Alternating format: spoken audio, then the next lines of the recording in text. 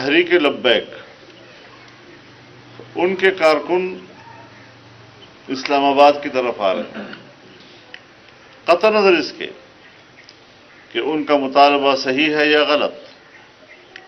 لیکن ان کا جو بھی مطالبہ ہو اس کے لیے احتجاج کرنا ان کا جمہوری حق ہے، ان کا قانونی حق ہے۔ پہلے بھی لاہور میں ان پر جو تشدد کیا گیا اور انسانی حقوق پامال ہوئے ہیں اس میں،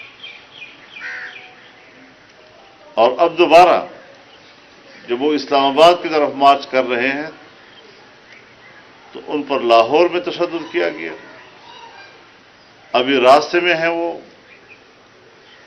انہوں نے دوبارہ اگلے مرحلے کا آغاز کیا ہے،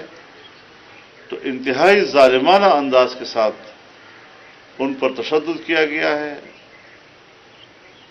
کوئی لاہور کے واقعے میں تو 10 سے 12 تک کہا جاتا ہے کہ شہید بھی ہو چکے ہیں ان کے، اور اب دوبارہ جو آج واقعہ ہوا ہے اس میں بھی کافی لوگ زخمی ہیں۔ یہ کون سا اخلاقی رویہ ہے کہ خود عمران خان اور اس کی پی ٹی آئی تو 126 دن کا دھرنا ڈی چوک پر دیتے رہے، اور اب اگر یہ لوگ آتے ہیں مظاہرہ کرتے ہیں تو ان پر تشدد کیا جا رہا ہے، کس بنیاد پر آخر؟ اور قانون کی نظر میں یہ فرق، اتنا بڑا فرق کیوں؟ اور پھر عجیب بات یہ ہے کہ جب نواز شریف کے خلاف ان کا مظاہرہ تھا تو وہ ٹھیک تھا، لیکن عمران خان کے خلاف مظاہرہ جو ہے وہ بالکل غلط ہے